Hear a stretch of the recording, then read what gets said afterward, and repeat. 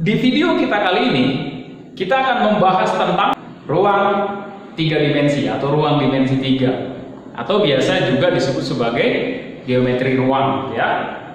Nah, kita belajar dulu pengenalan sedikit tentang ruang dimensi 3, ya. Untuk kerangka balok, yang pertama ada yang disebut sebagai bidang frontal, ya. Bidang frontal berarti bidang frontal itu yang di depan, ya, yang ini bidang frontal beserta yang ini. Oke, depan, belakang. Nah, yang kedua ada bidang ortogonal. Ortogonal adalah bidang yang tegak lurus dengan bidang frontal. Berarti kalau tadi bidang frontalnya depan belakang, maka bidang ortogonal adalah bidang yang di samping kanan, di samping kiri, ya, lalu di bawah dan di atas, ya. Itu yang dikatakan sebagai bidang ortogonal. Nah, yang berikutnya ada garis frontal. Ya, tadi kalau kita sudah tahu bidang frontal, pasti garis frontal tahu gitu ya. Nah, bidang frontal tadi yang depan begitu ya. Maka garis frontal adalah garis yang terdapat pada bidang frontal. Misalkan ini. Katakanlah ini A, B, C, D. Lalu E, F, G, H. Nah, gitu ya. Nah, misal kita ambil adalah garis AD. Ya, sebagai garis frontal. Maka garis ortogonal adalah garis yang tegak lurus dengan garis frontal tadi. Ya, garis yang tegak lurus dengan garis frontal tadi. Ini yaitu garis yang terletak pada bidang ortogonal. Kalau ini A, ini B, ini C, D, E, F, G, H, berarti AB dengan AE, ya. Berarti AE-nya ini ortogonalnya, garis ortogonal. AB dengan AD, gitu ya.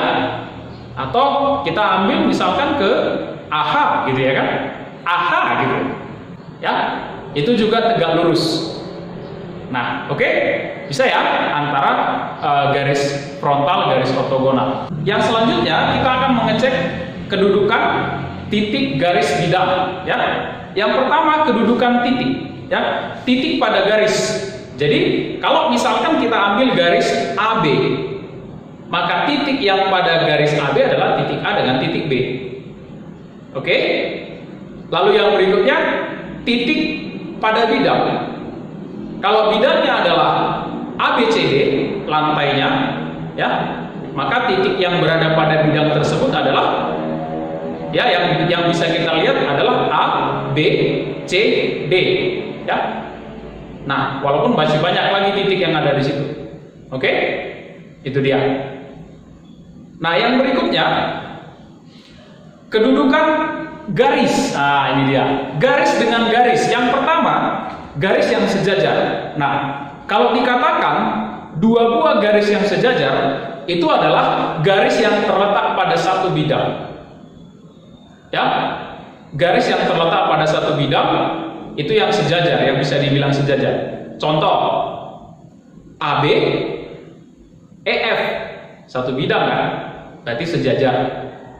Lalu AE, BF, itu juga, ya. Lalu yang berikutnya garis yang bersilangan, ya, bersilangan. Nah, contohnya kalau dia bersilangan itu tidak berada pada satu bidang.